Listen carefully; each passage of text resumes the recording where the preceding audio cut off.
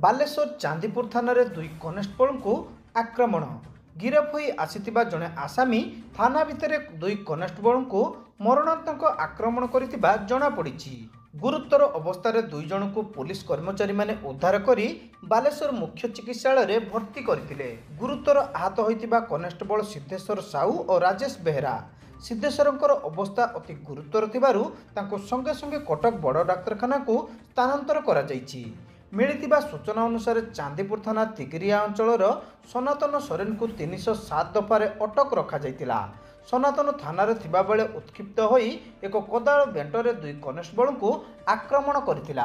परे दुई जन को बालेश्वर मुख्य चिकित्सालय भर्ती करा जाइतिला। बालेश्वर एसपी सागरिका नाथ खबर पाइबा परे दुई कनेस्टेबल को भेटिबा पई जिला मुख्य चिकित्सालय को आसीथिले एवं सेमानकर स्वास्थ्य अवस्था पचारि बुझिथिबा बेले आक्रमण करिथिबा व्यक्तिଙ୍କ विरोध में दृढ़ कार्यानुष्ठान नियाजिबो बोली सूचना दैथिले।